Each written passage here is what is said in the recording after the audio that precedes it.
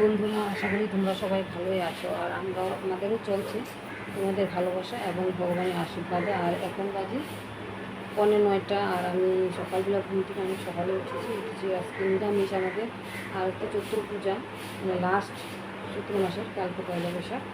তাই সমস্ত কাজ আছে, ঘরের কিছু ঠাকুরের পূজা টুজা আছে, তারপর বাচ্চার সাথে যদি আজকে আবার সাথে, তার জন্য রেডির একটা ব্যাপার আছে। তাই চান টান করে নিলাম, সমস্ত কাজ সেরে মাজা বসা করে। আর এখন যাবো ঠাকুর ঘরে, দেখি ঠাকুর চলে গেছেন, আমি যাই দেখি কী করা যায়, তারপরে আবার তোমাদের সাথে দেখা হবে। যাই হোক, আর এখন আমি ঠাকুর ঘরে এসে পড়লাম। এসে আমি একটু ফলমূল কেটে দিচ্ছি শাশুড়ি মাকে, ওনার একটু হেল্প হয়ে যাবে। কারণ উনি একটু বয়স্ক মানুষ, যেহেতু ওনার মানে নড়াচড়া করতে অনেকটাই অসুবিধা হয়। আর সকাল সকাল আমাকে বলেছিল যে ঠাকুর ঘরে একটু হেল্প করে দিতে। যাই হোক, আমি ওদিক দিয়ে কাজটা সেরে, ঘুম থেকে একটু সমস্ত কাজ সেরে, আজকে যেহেতু নিরামিষ, সব মেজে ঘষে ঘরটর মুছে এগুলো আসতে অনেকটা সময় লেগে গেছে আমার। আর শাশুড়ি মা বেশিরভাগটা রেডি করে ফেলেছে, আর আটটুক আমি যতটুকুন পারি অতটুকুন করে দিচ্ছি। আর উনি তো একটু পয় পরিষ্কার মানুষ, উনি আবার ছেঁড়া বেড়া কোনো জিনিস পছন্দ করে না। তাই উনি আবার ওগুলো সব মুছে টুছে সব গুছিয়ে নিচ্ছে। আর এদিকে আমি ফলমূল কেটে নিচ্ছি। আর আমার গাছের একটা পেঁপে পেরেছিলাম আরেকদিন, আর পেঁপেটা মানে আজকেই পাকলো। তাই পেঁপেটা আমি ওই কেটে ঠাকুরকে মাকে, মানে আমার শাশুড়ি মাকে বলেছিলাম, মা এটা ঠাকুরকে আগে দিও, তারপরে বাড়ির সবাইকে দিব। আর যাই হোক, উনি আগে ঠাকুরকে দিব, তাই এর জন্য আমি কেটে দিচ্ছি, কেটে কুটে রেডি করে দিচ্ছি ফলমূলগুলো। আর তারপরে আবার আমাদের কি কি নিয়ম আছে ওগুলো করব, কারণ আমাদের আজকের দিনে অনেক কিছু নিয়ম আছে, অনেকেরই নিয়ম আছে, কিন্তু আমাদের নিয়মটা কেমন সেটা তোমাদেরকে দেখাবো আজকে। আর এই দেখো, প্রথমে আমাদের নিয়ম মানে ওই কুলাতে সব রেডি করতে হবে। ছাতু দিয়ে আমরা কি কি করি আর কি, মেন কথা ওই ছাতু দিয়ে মানুষের হাতে ছাতু দেয়, ভাই ছাতু দেয়। আর এদিকে ছাতু দিয়ে আমরা প্রথমে পূজা করি, পূজা করার পরে ওরা ভাই ছাতু দিবে। আর ছাতুর মানে পূজাটা কি করে করি আমরা, ওই শিবের পূজা। আর এই দেখো, কুলার মধ্যে আমরা নতুন কুলাতে এই ছাতু দিয়ে আগে সাজাবো ওই জিনিসটা। আর প্রথমে শাশুড়ি মা দেখিয়ে দিল, কারণ আমি এই জিনিসটা কোনো দিন করিনি নিজের হাতে। কারণ এত বছর অন্য কিছু করেছি, যত কিছু ঠাকুরের অন্য কাজ করেছি, কিন্তু এই জিনিসটা শাশুড়ি মা একাই সাজাতো, রেডি করতো। কিন্তু এবার ভাবলাম আমি, ওনারও আস্তে আস্তে বয়স হয়ে যাচ্ছে, তাই আমারও একটু সব কিছু শিখে জানা দরকার। আর সংসারের সব কিছু করার, আর বাচ্চাদের জন্যই পূজাটা করে মানুষে বেশিরভাগ, তার জন্যই। আর এদিকে আগে আমি ছাতু দিলাম, তারপরে এই যে চিরা দিয়ে দিচ্ছি, চিরা দিয়ে সাজাতে হবে, চিরা দিয়ে সুন্দর করে সাজিয়ে নেব। এভাবে লাইন বাই লাইন আমি দিয়ে দিব, একটার উপরে একটা। ছাতুর পরে চিরা দিলাম, চিরার পরে আমি আবার খই দিব, খই দিয়ে আবার সুন্দর করে সাজিয়ে, তারপরে আবার অন্যান্য যত সব জিনিসপত্র আছে সব একটা একটা করে দিব, তোমরা দেখতে পারবে। সবার তো একরকম নিয়ম হয় না, অনেক মানুষের অনেক রকমভাবে নিয়মগুলো করে, কিন্তু আমাদের নিয়ম যেটা সেটাই আমি করছি। মানে আমার শাশুড়ি মা যেভাবে নিয়মগুলো করে আমি সেভাবেই করার চেষ্টা করি।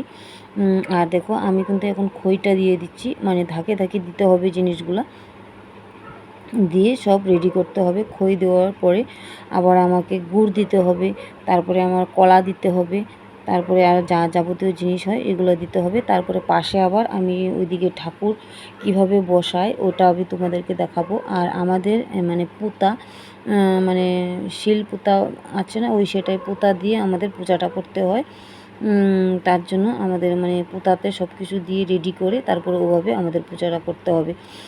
আর মানুষের নিয়ম তো একভাবে হয় না, আর কেউ কেউ বলবে হয়তো এটা আবার কেমন নিয়ম, কিন্তু আমাদের নিয়ম যেটা আমার শাশুড়ি মা সবসময় করে এসেছে, ওনাদের পূর্বপুরুষরা যেভাবে করেছে সেভাবেই মানে উনি করে, তারপরে উনি আবার আমাদেরকে দেখিয়ে দিয়েছে, আমার যা আমি। আর এই দেখো আমাদের কীভাবে মানে পূজাটা করি আমরা। আর এই দেখো, পুতাটা দিয়ে আমি সিঁদুর দিয়ে, মানে নিরামিষ পুতা এগুলো সব, যেহেতু আজকে সব নিরামিষ, আর ঠাকুরের জিনিস তো নিরামিষই হবে। আর যাই হোক, আর এই দেখো একটা আম দিতে হবে, বটাওয়ালা আম দিয়ে আমি কিন্তু সাজিয়ে গুছিয়ে সব রেডি করে আমি আবার পাশের বাড়ি এসে গেছি, কারণ আজকে নিম পাতাও লাগবে। আর নিম পাতা আর দুব্বা নিতে এসে পড়লাম।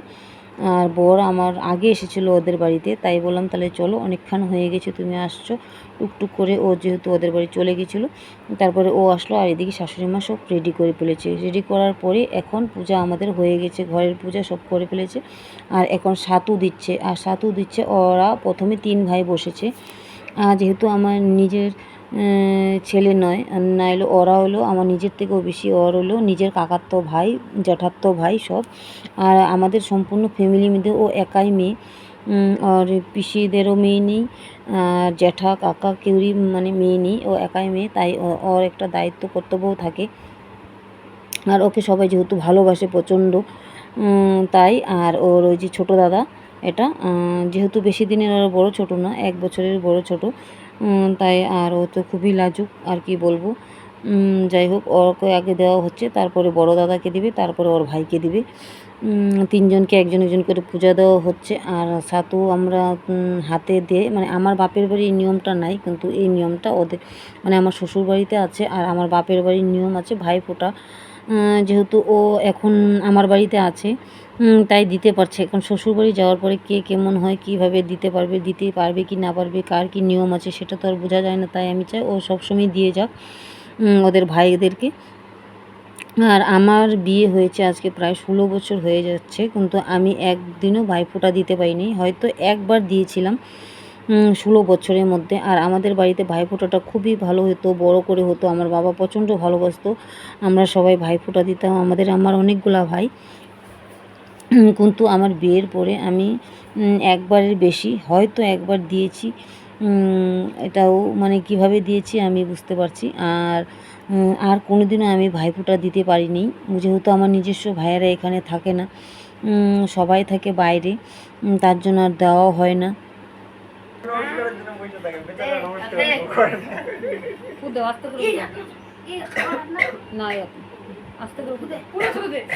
আস্তে আস্তে প্রদীপটা নিবে দেবে, আস্তে ওদিকে সাইড দিয়ে দাও, প্রদীপটা নিবে দেবে। তোর দিদি মুখে উল্টা দিছে না, তো ডানে দিচ্ছে আমি তো ডানে, আচ্ছা বাঁ দিচ্ছি ডানে।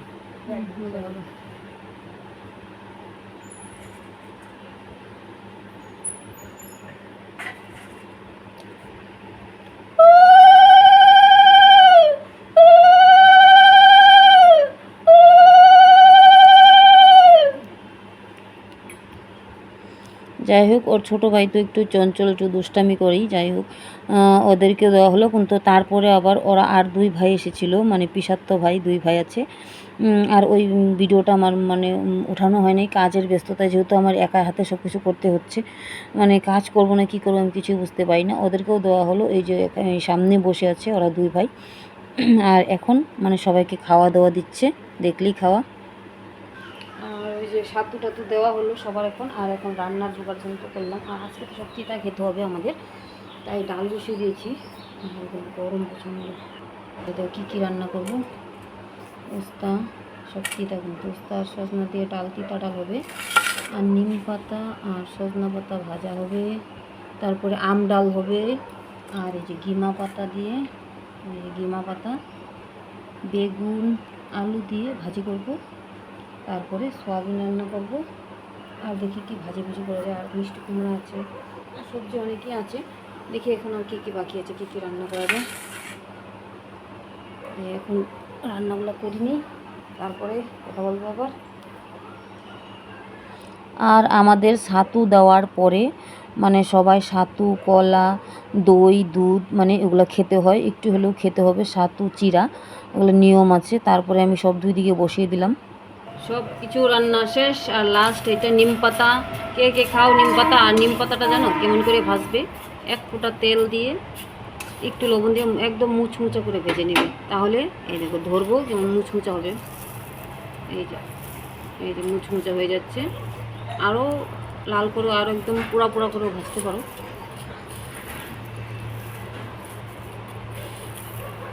একদম মুচমুচা। আর সব রান্না যেহেতু হয়ে গেছে, আজকে সব তিতা খেতে হবে জানোই।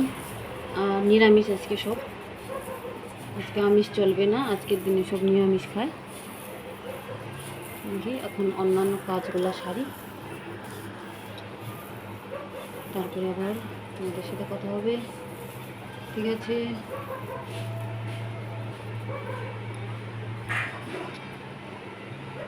যাই হোক, আমি সমস্ত রান্নাবান্না করে নিলাম। এদিকে করে নেওয়ার পরে একটু আমি মাথায় আবার একটু কলপ করছি। কেন বলো তো, নিজের জন্য 1 ফোঁটাও সময় পাই না, কারণ সম্পূর্ণ সংসারের কাজ করতে করতে আজ আর আমার সময়ই হয় না নিজের জন্য। আর যেহেতু মানে আমার বেশ 2-3 দিনই প্রোগ্রাম আছে আমার বাড়িতে, হয়তো পরের প্রোগ্রামটাও তোমরা দেখতে পারবে কি প্রোগ্রাম আছে। তার জন্য একটু আমি নিজেকে একটু গুছিয়ে নিচ্ছি। আর হয়তো কেউ কেউ বলবে যে পার্লারে গেলেই হয়, কিন্তু পার্লার আমাদের কোনো ব্যাপার না, কারণ আমার বড় ননাসেরও পার্লার, ছোট ননাসেরও বিশাল বড় পার্লার। কিন্তু ওই পার্লারে যাওয়াটা বড় ব্যাপার না, আসলে পার্লারে যাব যে ওই সময়টাই বড় ব্যাপার। আর বললেই ওরা আমাকে সাজিয়ে গুছিয়ে দিবে সুন্দর করে, কোনো ব্যাপার না। কিন্তু ওইসব মানে আমি বেশি একটা সাজাগোজা করতে পছন্দ করি না, ওর জন্য আমি যাই না। আর পলাশবাড়িতে যে আমার ছোটো ননাসের পার্লার আছে সেটা বিশাল বড় পার্লার। আর এখানেও আমার বড় ননাসের পার্লার আছে। মানে ওদের বাড়িতে মানে যাওয়া হলেই মানে ওরা আমাকে কীভাবে সাজিয়ে গুজিয়ে দিবে আমার ছোটো ননাস, মানে চুল কাটা বলো, মানে মুখের ক্রিম যেটাই হোক বললেই ও হয়তো পাঠিয়েও দেয়।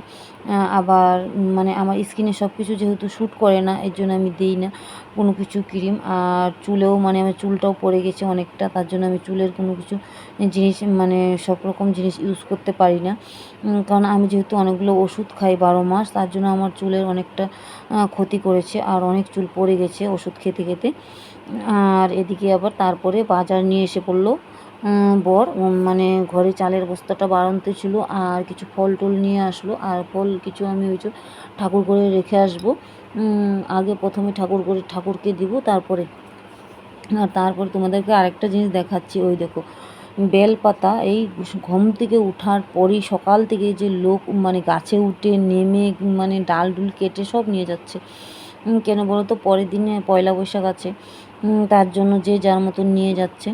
আর কিছু বলাও যাবে না, কারণ পূজার যেহেতু আশেপাশে আর গাছ নেই, আমাদের বাড়িতে একটা বিশাল বড় গাছ, এই গাছেই সারাদিন মানুষের লেগেই থাকে। যাই হোক, তারপরে আবার সন্ধ্যাবেলায় আমার বাড়িতে প্রসাদ এসেছে, মানে শীতলা পূজার। আমার দোকানের একটা ছেলে আছিল, মানে কাজ করে, ওর বাড়িতে পূজা নিমন্ত্রণ ছিল আমাদের। আমি যেতে পারিনি, যেহেতু বাড়িতে এতগুলো কাজ কমপ্লিট করতে হবে, তার জন্য আমি যেতে পারিনি। তাই ও আবার আমার মেয়ে, দেওর আর আমার ছেলে চলে গিয়েছিল, ওদের সাথে আবার আমাদের জন্য প্রসাদ পাঠিয়ে দিয়েছে। আর এই প্রসাদটা সবাইকে এখন দিয়ে দিব। দেওয়ার পরে তারপরে তো রাত্রে অন্যান্য কাজ আছেই, কারণ সবাই মানে আজকে অনেক জায়গায় অনেক পূজা পালিয়ে সব হচ্ছে, যেহেতু আজকে কালকে পরের দিন হবে। আর আজকের মতন ভিডিওটা এখানেই রাখি।